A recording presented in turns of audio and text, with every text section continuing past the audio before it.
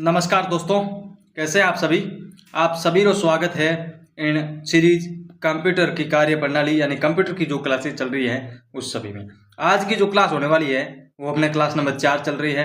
100% exam target होगा, जिसमें निम्न प्रकार के एग्जामों में बहुत अच्छी तरीके से अपन टारगेट करते हुए चलेंगे। पहले कॉन्सेप्ट क्लियर करेंगे, थ्योरी पढ़ेंगे, उसके बाद में अपन क्वेश्चन आंसर करेंगे बहुत ही अच्छे लेवल से।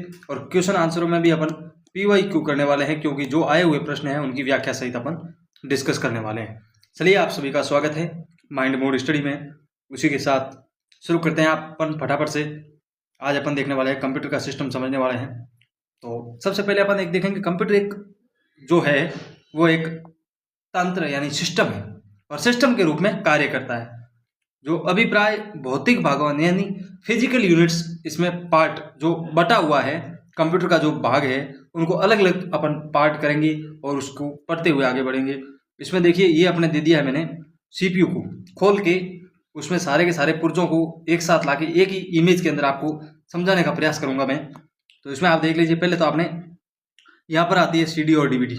क्या आते हैं दोस्तों? CD और DVD। फिर यहाँ हार्ड डिस्क लगती है। क्या लगती है दोस्तों? Hard disk. सबसे महंगी होता है वो मदरबोर्ड और हार्ड डिस्क ही कंप्यूटर का होता है, वो सबसे महंगा पार्ट्स होता है। फिर अपन देखेंगे मदरबोर्ड, ठीक है।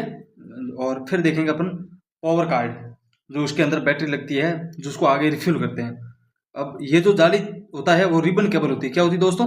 रिबन केबल होती है, जो पावर को सप्लाई करता है। जो इसके मस्तिष्क में अपन कोई संदेश देंगे बाहर से, आउटपुट से, इनपुट से अपन जो भी संदेश देंगे वो उसमें आगे प्रोवाइड करवाता है। फिर ये जो दिया हुआ है एक्स्ट्रा जो फैन दिया हुआ है, इसमें क्या होता है?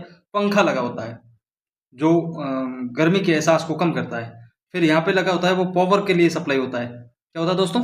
पावर के लिए सप्लाई होता है। यहाँ पर इनकी शिप्स लगती है। यहाँ पर जो लगे हैं वो शिप्स लगे हैं। क्या लगी होती है? शिप्स। शिप्स किसकी बनती है, इस बात का भी आपको ध्यान में रखना है कि सेमीकंडक्टर की बनती है। किसकी बनती होती है? सेमीकंडक्टर की शिप्स बनती है, सेमीकंडक्टर, ठीक है। फिर यहाँ पे फैन, यहाँ पर भी फैन लगा होता है, आगे भी फैन, पीछे भी फैन। फिर होता है वीडियो कार्ड होता है, यहाँ पे वीडियो कार्ड लगता है। फिर है मॉडर्न कार्ड लगता है यहाँ पर। फिर साउंड कार्ड लगता है। यानी ये तीनों कार्ड हैं वो अपन बार सुनने, देखने और साउंड के लिए उसको यूज में लिए जाते हैं। कंप्यूटर एक पूरा सिस्टम है। उस तंत्र का अभिप्राय क्या है? जो फिजिक्स यूनिट्स होते हैं यानी भौतिक भाग होते हैं, उनके अंदर डिवाइड करते हैं। कंप्यूटर का तंत्र है वो कितने प्रकार का होता है, अपन अगर उसमें देखने के लिए जाएंगे तो अभी आगे बढ़ते हैं अपन फटाफट से। आप अभी इस चैनल पे अगर नए हैं ना दोस्तों, तो आप इस चैनल को सब्सक्राइब कर लीजिए, बेल आइकन का घंटी आप दबा लीजिए, ताकि आपके पास हर क्लास आपको मिलती रहे। और बहुत सीरियल वाइज चलेंगे अपन, धैर्य के साथ चलेंगे, पूरा डीपली जीरो से बेसिक तक और एडवांस तक लेके जाएंगे। ये क्लासें हैं वो कंप्यूटर अनुदेशक में भी बहुत अच्छे से काम में आने वाली क्लासें हैं। तो कंप्यूटर का तंत्र जो है वो मुख्यतः 3 भागों में बांटा गया। कितने भागों में दोस्तों? 3 भागों में बांटा गया है। इस बात का आपको ध्यान रखना है। इसमें फर्स्ट आपके होता है सिस्टम यूनिट। क्या होता है दोस्तों? सिस्टम यूनिट यानी कंप्यूटर का जो तंत्र है वो तंत्र के बारे में बताया है। फिर है इनपुट यूनिट। क्या होता है दोस्तों? Input unit. इनपुट यूनिट होता क्या है? जो कंप्यूटर का सिस्टम होता है, अपन डाटा है या फिर प्रोग्राम है, उसके विवरण की जो प्रविष्टि को प्रयुक्त करने वाले युक्तियां होती हैं, जिसको अपन आगम इकाई कहते हैं। आगम इकाई यानी अपन उसमें कोई निर्देश देंगे तब ये इनपुट आगे काम करता हुआ आगे भेजेगा, यानी सिस्टम के अंदर घुसेगा। फिर होता है आउटपुट। जैसे ही अपन निर्देश देंगे वो तो इनपुट हो जाएगा। निर्देश देने के बाद में जो कार्य अपन निर्देश देने के बाद में करवाएंगे ना, कंप्यूटर करेगा ना, वो होता है आउटपुट। ठीक है दोस्तों, चलते हैं आगे बढ़ते हैं। सिस्टम यूनिट के बारे में अपन थोड़ा डीप से समझ लेते हैं, ताकि आपको अच्छे से समझ में आ जाए। कभी कथन कारण वाले प्रश्न अगर आ गया इसके बारे में तो फंस जाओगे। इसके लिए मैं पहले से ही आपको कह देता हूँ, कंप्यूटर एक मुख्य भाग है, यानी कंप्यूटर का जो सिस्टम यूनिट है ना वो महत्वपूर्ण भाग है, जिसमें केंद्रीय संसाधन इकाई यानी कंट्रोल प्रोसेसिंग जो यूनिट होती है, CPU होता है, वो एक महत्वपूर्ण सिस्टम है कंप्यूटर का, जिसे कंप्यूटर का दिमाग कहते हैं। उसको निर्देश देने पे वो दिमाग काम करता है। फिर होता है सिस्टम यूनिट। सिस्टम यूनिट यह जो एक बॉक्स होता है जिसमें CPU के अलावा कंप्यूटर की कई अन्य युक्तियां तथा परिपथ लगे होते हैं, जो मदरबोर्ड में संयोजित होते हैं, यानी मदरबोर्ड से जुड़े हुए होते हैं। इन चीजों को अपने को ध्यान में रखते हुए आगे बढ़ना है। अब अपन देख लेते हैं CPU। ये मैंने खोल के CPU का इमेज लिया है। इसमें यहाँ पे लगता है मदरबोर्ड। क्या लगता है दोस्तों? मदरबोर्ड। मैं क्या पेन चेंज कर लेता हूँ। यहाँ पे लगता है मदरबोर्ड। यहाँ पे फैन लगा हुआ था। यहाँ पर भी पीछे एक फैन और है। ठीक है, समझ में आ रहा है आपको? ये होती है, इन केबलों को क्या कहते हैं ये बताओ मेरे को आप। इन केबलों को मैंने पीछे समझाया है आपको, क्या कहते हैं इसको? केबल्स को क्या कहते हैं? समझ में आया आपको क्या? केबल्स को क्या कहते हैं? फटाफट से कमेंट करिए। फिर यहाँ पे पावर बैंक लगा होता है। यहाँ पे वीडियो वाला होता है। यहाँ पे इमेज है या फिर टेक्स्ट में है। ये सारी चीजें इस CPU के अंदर आती हैं। ठीक है दोस्तों, मदरबोर्ड कहाँ लगा होता है? यहाँ पर मदरबोर्ड लगा होता है। हार्ड डिस्क कहाँ लगी होती है? ये वाली हार्ड डिस्क लगी हुई है। क्या लगी हुई? हार्ड डिस्क लगी हुई है। आगे बढ़ते हैं अपन फटाफट से। आप इस चैनल पे अगर नए नए हैं तो इस चैनल को सब्सक्राइब जरूर करिएगा। अब देखेंगे अपन इनपुट यूनिट। इनपुट यूनिट कहलाती क्या है? जो बाहर से अपन किसी चीज का निर्देश देंगे ना, और कंप्यूटर उस निर्देश को एक्सेप्ट करेगा, और जिससे देने के लिए जो संसाधन होता है उसे अपन जो इनपुट यूनिट कहेंगे, जिसे आगम प्रणाली भी कहते हैं। कंप्यूटर सिस्टम यूनिट में डाटा तथा प्रोग्राम विवरणों की प्रविष्टि के लिए प्रयुक्त की जाने वाली युक्तियां, यानी जो माध्यम है, यानी जो संसाधन है, उसको आगम इकाई या इनपुट यूनिट कहलाती है। ठीक है दोस्तों, जिसमें अपने कीबोर्ड हो गया, माउस हो गया, जॉयस्टिक हो गया, ट्रैक बॉल हो गया, स्कैनर हो गया, टच स्क्रीन हो गई, वेब कैमरा हो गया, या फिर माइक्रोफोन हो गया। इस टाइप के वो सारे के सारे सिस्टम होते हैं, वो होते हैं इनपुट यूनिट। क्या होते हैं दोस्तों? Input unit. अब अपन समझ लेते हैं थोड़ा बहुत आउटपुट के बारे में, तो वो भी देख लेते हैं फटाफट से। आउटपुट यूनिट यानी निर्गम इकाई, जो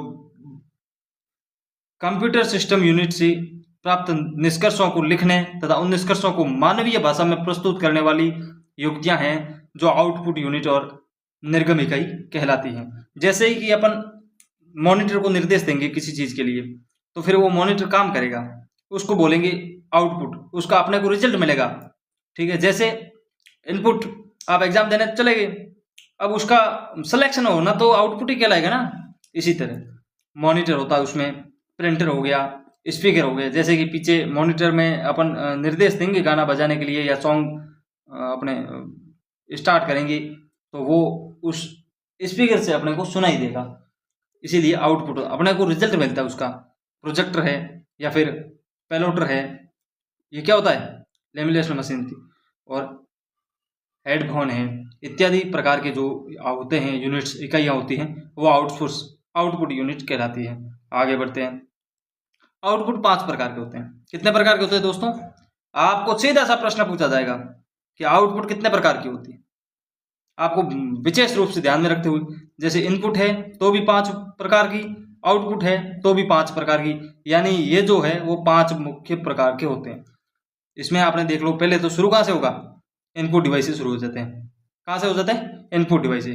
डाटा तैयार करेगा, डाटा का कंट्रोल प्रोसेस यूनिट यानी CPU में भेजेगा, CPU कंट्रोल यूनिट में आएगा, CU में आएगा, और ऑर्थोलॉजिक ALU में आएगा, ऑर्थोमेटिक लॉजिक यूनिट इसमें आएगा। फिर प्राइमरी मेमोरी में जाएगा, फिर सेकेंडरी मेमोरी में आएगा, सेकेंडरी मेमोरी के बाद में इंफॉर्मेशन में चला जाएगा। ठीक है दोस्तों, समझ में आया? बताओ। और आउटपुट डिवाइस का बात करेंगे तो कंट्रोल यूनिट में आएगा, फिर प्राइमरी में, फिर सेकेंडरी में, फिर इंफॉर्मेशन में। ठीक है दोस्तों, आगे बढ़ते हैं फटाफट से। अब अपन देखेंगे इनपुट्स क्या होते हैं। कंप्यूटर में डाटा तथा अनुदेशकों को डालने का कार्य इनपुट करता है। यानी जो कंप्यूटर में अपन डेटा देंगे या फिर निर्देश देंगे, अनुदेश देंगे या फिर आदेश देंगे, वो इनपुट में कहलाएगी। फिर प्रोसेसिंग क्या होता है? इनपुट द्वारा प्राप्त डाटा, यानी अपन जो निर्देश देंगे इनपुट से, उसके डाटा पर निर्देश के अनुसार अंक गणितीय तथा तार्किक गणना कर उसे सूचनाओं में बदलेगा।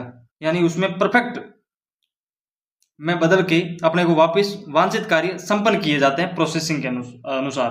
अब बढ़ते हैं, फिर अपने को प्राप्त होगा वापस, तो उसको क्या कहेंगे? कंप्यूटर द्वारा प्रोसेसिंग के पश्चात सूचना या परिणाम के उपभोगकर्ता के समक्ष प्रदर्शन करने का कार्य जो होगा वो आउटपुट कहलाता है, जिसे आउटपुट यूनिट के द्वारा संपन्न किया जाता है। यानी पहले इनपुट में अपन निर्देश देंगे, फिर प्रोसेसिंग चलेगी, फिर आउटपुट मिलेगा अपने को वापस। अब आगे बढ़ते हैं अपन फटाफट से। आप इस चैनल पे अगर नए नए हैं तो आप इस चैनल को सब्सक्राइब जरूर करिएगा दोस्तों, आपसे हाथ जोड़ के रिक्वेस्ट। फिर होता है स्टोरेज। क्या होता है दोस्तों? स्टोरेज। स्टोरेज यानी स्टोर करना, एकत्र करना। डाटा तथा अनुदेशकों को मेमोरी यूनिट में स्टोर किया जाता है। यानी स्टोर करेंगे ना कहीं कोई जगह होगी उसी में करेंगे, तो फिर उसमें होती है मेमोरी, तथा आवश्यकता अनुसार उसका उपयोग किया जाएगा। कंप्यूटर द्वारा जो प्रोसेसिंग की जाती है उसके पश्चात प्राप्त जो अंतिम परिणाम है वो मेमोरी यूनिट में स्टोर किया जाएगा। जैसे कोई डाटा आपने लिखना शुरू किया है, जैसे ये मैंने पीपीटी बनाई है, इसको मैंने लिखनी शुरू की है, अंत में जाके मैं इसको जब सेव करूंगा तभी ये स्टोर होगा ना, पहले तो स्टोर नहीं हो पाएगा। जैसे ही मैं इसको कट करूंगा पूरा का पूरा हट जाएगा। तो इसी बात को ध्यान में रखते हुए, ऐसे समझते हुए आप समझ सकते हैं। आगे बढ़ते हैं, अपन देखेंगे कंट्रोल। कंट्रोल क्या होता है? विभिन्न प्रक्रियाओं में प्रयुक्त उपकरण, यानी विभिन्न प्रकार की जो प्रक्रियाएं होती हैं उसमें जो उपयोग में होने वाले उपकरण हैं, निर्देश है या फिर अनुदेशों कह दो, या फिर जो सूचना है उसको नियंत्रण करना, यानी उसको नियंत्रण करना और उसके बीच में तालमेल स्थापित करना ही कंट्रोल कहलाता है। ठीक है दोस्तों, कंप्यूटर में डाटा प्रोसेसिंग का सही चरण क्या है, ये प्रश्न पहले पूछा गया था एक बार, इसी में पूछा गया था, ग्रेजुएशन लेवल सीईटी जो है 2024 वाली हुई थी उसमें पूछा गया था दोस्तों। ये सबसे पहले क्या आएगा, तो फिर इनपुट स्टेज आएगा, उसके बाद प्रोसेसिंग आएगा, फिर आउटपुट आएगा, फिर स्टोरेज आएगा। ठीक है दोस्तों, इस बात का आपको विशेष रूप से ध्यान रखना है, ये क्रम आपको ध्यान में रखना है। भले आरोही पूछ ले या फिर अवरोही पूछ ले, कुछ भी पूछ ले, आपको इस बात का भी ध्यान रखना है। इनपुट, प्रोसेसिंग, आउटपुट और स्टोरेज, EPOS, इस टाइप से भी आप याद रख सकते हैं। याद रखने के कई तरीके हैं, आप जिस तरह से भी रखना चाहते हैं उस तरह से रखते हैं। इस चैनल पे अगर आप नए हैं तो इस चैनल को सब्सक्राइब जरूर करें। आपका अपना ही चैनल है, कोई दिक्कत नहीं है, नो डाउट आपको बहुत अच्छी तरीके से, डीपली तरीके से आपको देखने को मिलेंगे यहाँ के से। और जो एग्जाम, लेटेस्ट जो एग्जाम होगा उसमें जो चैप्टर मैंने पढ़ाए हैं आपको, उसमें से मैं आपको स्क्रीनशॉट लेके PDF बना के डाल दूंगा उसमें टेलीग्राम में। आपको पता लग जाएगा कि मैंने जो पढ़ाया है, आधे घंटे की क्लास होती है, 40 मिनट से हाईएस्ट क्लास 40 मिनट की होती है, उसमें से कितने प्रश्न आए। अब अपन थोड़ा केंद्रीय संसाधन यूनिट यानी CPU के बारे में डिटेल से पढ़ते हैं, ताकि इसके बारे में पूछे जाने वाले सवाल अपने गलत नहीं हो। ठीक है दोस्तों, बढ़ते हैं आगे फटाफट से। थोड़ा सा पेन को छोटा कर लेते हैं। इसे प्रोसेसर तथा माइक्रो प्रोसेसर भी कहा जाता है। किसको? CPU को क्या कहा जाता है? प्रोसेसर।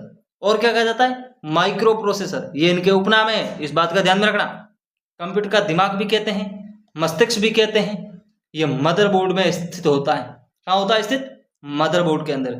ये निर्देशों का क्रियान्वयन करता है। ये CPU का कार्य क्या है? अपन यहाँ पे कार्य की बात करने की कोशिश करेंगे। कार्य क्या होते हैं? निर्देश का क्रियान्वयन। जो भी अपन निर्देश देंगे उसका एक्सक्लूसिव करेंगे, यानी क्रियान्वयन करेंगे, उससे उन्हें पढ़ता है, फिर उसकी व्याख्या करता है, फिर उन्हें नियंत्रण यानी कंट्रोल करता है। क्या करता है? कंट्रोल करता है, और फिर संगणना यानी कैलकुलेशन करके आउटपुट देता है। कौन? ये CPU। आगे बढ़ते हैं। उपभोगकर्ता कंप्यूटर को जो भी निर्देश देता है, यानी अपन जो भी निर्देश देंगे, जैसे आप अपने खुद को कंप्यूटर पे मानो ना, अब क्लास देख रहे हो, आप खुद को एक सिस्टम के ऊपर बैठे हुए मानो, वहां से आप निर्देश दे रहे हो, और पहले CPU में जाते हैं वो निर्देश, फिर कहा जाए CPU हमारे निर्देशानुसार मॉनिटर पर दिखाता है। यानी वो अपन जो निर्देश दे रहे हैं CPU पर, वो इन्हें मॉनिटर पर दिखाता है। CPU एक माइक्रोचिप है। CPU क्या है? माइक्रोचिप है, और जो बनता किससे? सिलिकॉन धातु से निर्मित होता है, जिसे सेमीकंडक्टर भी कहते हैं। माइक्रो प्रोसेसर को बनाने में CPU, memory, input output port और सेकेंडरी स्टोरेज को एक घटक के रूप में एकत्रित किया जाता है, ताकि स्मार्टफोन में समा सके। यह प्रक्रिया सिस्टम ऑन ए चिप कही जाती है, SOC कही जाती है। ठीक है दोस्तों, ये जो मैं थ्योरी पढ़ा रहा हूं ना आपको, इसमें से ही आपको प्रश्न देखने को मिलेंगे आगे, और वो प्रश्न आए हुए हैं। पीछे जो एग्जाम हुए थे 2020 से लेके 2025-26 के बीच में आज तक, उसमें सारे के सारे प्रश्न आए हुए, प्रश्न लेके आया हूं मैं। आप अनुमान लगा सकते हो कि किस टाइप से प्रश्न पूछे जा रहे हैं और कितने सरल प्रश्न पूछे जा रहे हैं। इस बात का हाँ, थ्योरी आपको मजबूत बेस से तैयार करनी पड़ेगी, फुल डिटेल के साथ देखना पड़ेगा। याद हो कि नहीं हो, एक बार आपकी नजर से घुमा हुआ होगा ना, तो फिर कोई नहीं रोक सकता आपके सिलेक्शन को। आगे बढ़ते हैं। सीपीयू, डाटा और प्रोग्राम के बीच अंतर समझ सकती हैं, यानी कौन? सीपीयू। सीपीयू है वो डाटा और प्रोग्राम के बीच का जो अंतर होता है उसे समझ सकते हैं। कंप्यूटर की प्रत्येक पीढ़ी में अलग अलग प्रोसेसर का उपयोग हुआ है। प्रोसेसर अपन पीछे फर्स्ट वाली और सेकंड वाली क्लास में देख के आए हैं कि कौन सी पीढ़ी में कौन से प्रोसेसर का प्रयोग हुआ, शुरुआत हुई, निर्माण हुआ उस प्रोसेसर का, और कौन से वैज्ञानिक ने किया, किस ईयर में किया, वो भी देख के आए। अगर आप डीप से पढ़ना चाह रहे हैं तो 1 नंबर से क्लास स्टार्ट करें और कंटिन्यू चलें, नोट्स बनाते चलें। जैसे प्रथम पीढ़ी में निर्वात बल्ब और वैक्यूम ट्यूब, जो द्वितीय पीढ़ी में और तृतीय में है अपने वैक्यूम ट्यूब और निर्वात जो बल्ब है वो प्रथम पीढ़ी में प्रयोग में आए प्रोसेसर। फिर द्वितीय पीढ़ी में ट्रांजिस्टर आया और तीसरी पीढ़ी में आईसी चिप आए। ठीक है, आईसी चिप को ही माइक्रोचिप भी कहा जाता है। यानी जो आईसी चिप अपन पीछे सेकंड क्लास के अंदर पढ़ के आए हैं विशेष डिटेल के साथ, उसी चिप को माइक्रोचिप भी कहा जाता है। आगे बढ़ते हैं, पढ़ेंगे बहुत शानदार से, नो डाउट आपका एक भी प्रश्न गलत नहीं होगा। सबसे पहले माइक्रो प्रोसेसर को सन 1970 में किसने? इंटेल कॉर्पोरेशन, यानी इंटेल जो कंपनी है उसने प्रयोग किया। और विश्व की एकमात्र सबसे बड़ी कंपनी अगर कंप्यूटर सिस्टम में अपन देखना चाहेंगे तो आईटेल है। कौन सी है दोस्तों? इंटेल है, या फिर आईटेल भी कह सकते हैं। ये आईटेल 4004 के नाम से तैयार की गई। शुरुआत में इसका नाम आईटेल 4004 था, उसके बाद में उसका नाम परिवर्तन किया गया, वो भी अपन पीछे क्लासों में देख के आए हैं। तो आप विशेष रूप से ध्यान रखना, अगर पीछे से आप व्यवस्थित रूप से नहीं पढ़ के आ रहे हैं तो फिर आपके कुछ भी पल्ले नहीं पड़ना है। आप 1 नंबर की क्लास शुरू करिए और कंटिन्यू चलिए, जिसमें लगभग जो है 2300 ट्रांजिस्टर के बराबर क्षमता थी। किसमें? आईटेल 4004 के अंदर।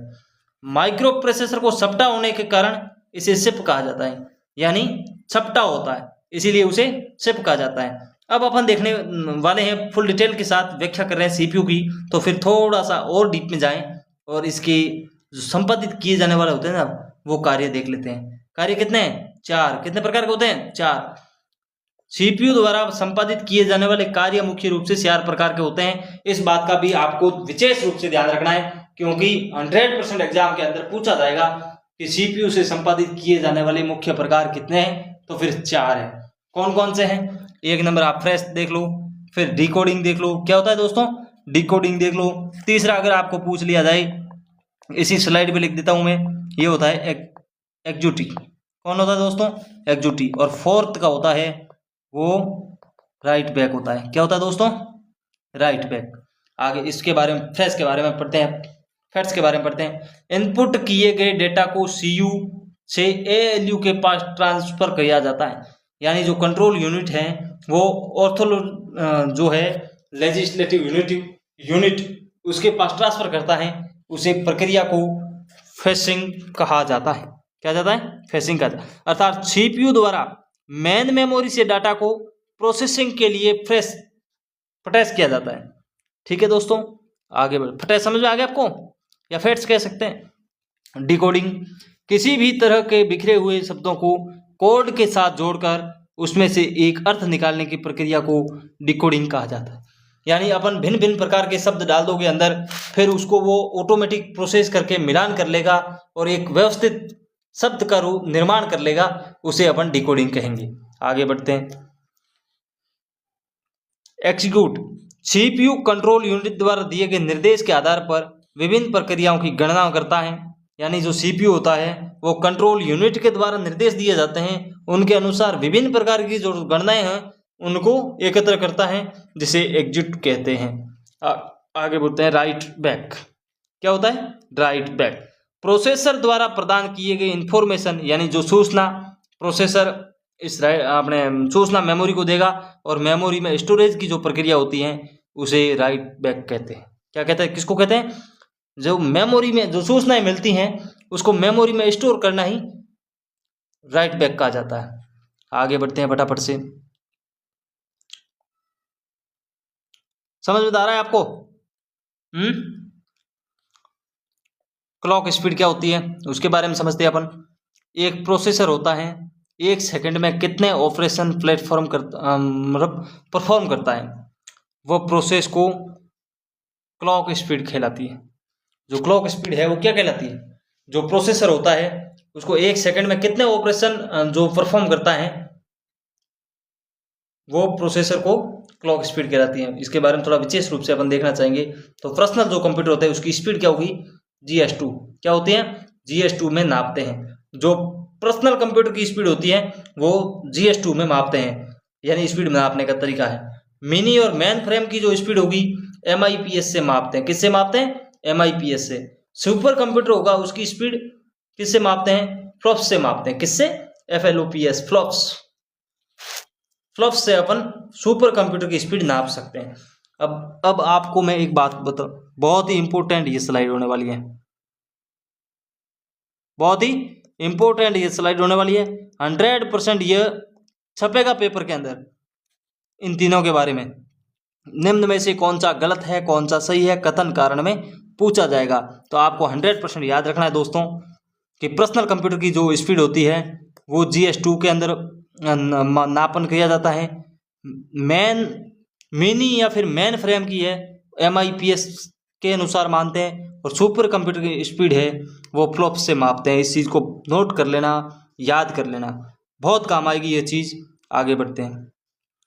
माइक्रो प्रोसेसर की जो आंतरिक संरचना है उसके निम्न भाग हैं। निम्न भाग कौन कौन से हैं, माइक्रो प्रोसेसर में आते हैं CU, फुल फॉर्म क्या है इसकी, ALU, फुल फॉर्म क्या है इसकी, आप कमेंट बॉक्स में करिए। CPU register, cache memory, L1 और इंटरनल बस। L1 क्या होता है, लेवल 1 क्या होता है दोस्तों, लेवल फर्स्ट, लेवल 2, ऐसे आगे बढ़ते हैं। कंट्रोल यूनिट के बारे में, यानी नियंत्रण करने की जो इकाई है उसको अपन विशेष रूप से पढ़ेंगे। CPU को पढ़ के आए। CPU द्वारा संपादित किए जाने वाले मुख्य 4 काम हैं, कौन कौन से हैं, फैट्स, डिकोडिंग, एग्जीक्यूट और होता है राइट बैक। इसमें देखते हैं अपन कंट्रोल यूनिट के अंदर सूचनाओं को आदान प्रदान व अन्य उपकरणों को पूरा नियंत्रण रखती हैं, जिसे CPU का नियंत्रण भाग कहलाता है। भाग कहलाता है कौन सा, CPU है वो CPU का महत्वपूर्ण भाग है, जो नियंत्रण करने वाला होता है वो महत्वपूर्ण भाग है। कंप्यूटर की समस्त आंतरिक क्रियाओं को संरचना करती हैं, इसी कारण इसे कंप्यूटर का मस्तिष्क यानी दिमाग कहते हैं। संपूर्ण कंप्यूटर को कंट्रोल करने का कार्य करते हैं, यानी ये जो CU है, कौन, CU है, कंट्रोल यूनिट जो है या नियंत्रण इकाई है, वो पूरे कंप्यूटर को कंट्रोल करने का कार्य करती हैं। मेमोरी में जो प्रोग्राम पढ़ती है, यानी मेमोरी के अंदर जो स्टोरेज हैं वो चीज़ें पढ़ती हैं और उसकी व्याख्या करती हैं। आगे बढ़ते हैं। ALU वो मेमोरी, ALU क्या होता है इसके बारे में पहले मेरे को ये बताओ, कमेंट करो फटाफट से कि ALU की फुल फॉर्म क्या है, फटाफट से बताइए। ALU क्या होता है, जो अंक गणितीय तार्किक इकाई होती है उसे कहा जाता है अरिथमेटिक लॉजिक यूनिट। क्या कहा जाता है दोस्तों, अरिथमेटिक लॉजिक होती है जो इकाई, उसको कहा जाता है जो मेमोरी से वंचित क्रिया को संपन्न करने तदनुसार निर्देश देती है। ALU को यह बताती है कि डाटा मेमोरी में कहाँ स्थित है, क्या क्रिया करती है यानी क्या कार्य करती है, परिणाम को कहाँ पर संग्रहित होना है, वो सारे के सारे अरिथमेटिक लॉजिक यूनिट जो मेमोरी है उसमें ये स्टोर रहता है। आगे बढ़ते हैं, अपन पढ़ते हैं ALU के बारे में, यानी जो अंक गणित तार्किक इकाई है उसको विशेष रूप से अपन समझते हुए आगे बढ़ेंगे। ALU arithmetic logic unit, full form इसका ये है, कई बार पूछा जा चुका है, आगे प्रश्न भी आ जाएंगे, नो डाउट आपके प्रश्न सही होंगे। यूनिट जो गणितीय गणना होती है, यानी मैथमेटिक्स है या फिर कैलकुलेशन करना होता है या फिर तार्किक गणना है, जो लॉजिकल कैलकुलेशन होता है उनका परिकलन करती है, यानी उसको संग्रहित करती है। ये CU की निगरानी में कार्य करता है। ALU है वो CU की निगरानी में काम करता है। ये मेमोरी में डाटा प्राप्त करता है, उस पर गणनाएं करता है, पुनः परिणाम यानी मेमोरी को ही लौटा देता है। यानी पहले मेमोरी में डेटा प्राप्त करेगा या फिर डेटा लेगा, उसके बाद में उसकी गणना करेगा, फिर उसका परिणाम लौटाएगा, वापिस मेमोरी के अंदर लौट जाता है।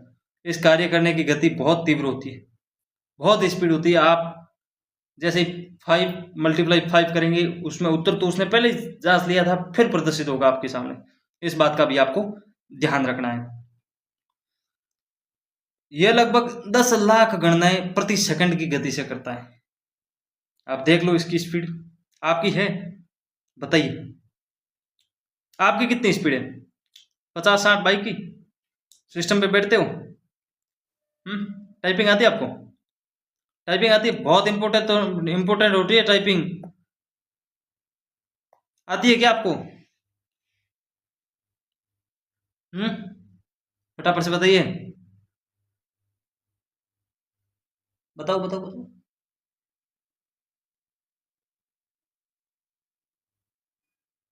क्या हुआ? चलिए, एएलयू में डाटा पर कार्य करने के बाद परिणाम को या तो प्रदर्शित के लिए आउटपुट उपकरणों में भेज दिया जाता है तथा उन्हें मेमोरी संग्रहित कर लिया जाता है। यानी जो एएलयू है, एएलयू क्या होता है? Arithmetic logic unit. उसमें डाटा होता है, उसको कार्य करने के बाद जो परिणाम को या फिर प्रदर्शित के लिए आउटपुट उपकरणों में भेज दिया, जैसे प्रिंट आउट निकालना है, फिर या फिर किसी को मेल करना है, सेंड करना है सॉफ्टवेयर के थ्रू, वो हो गया। फिर उन्हें मेमोरी संग्रहित कर लिया जाता है। इनपुट किए गए डाटा को सीयू से एलयू में एलयू के पास ट्रांसफर किया जाता है। इस प्रक्रिया को फेटसिंग कहते हैं। ये अपन पीछे पढ़ के भी आए हैं। जो सीपीयू के 4 मुख्य प्रकार है ना, उसमें से जो संपादित किए जाने वाले सीपीयू के प्रकार, उसमें अपन 1 नंबर का ये देख के आए थे।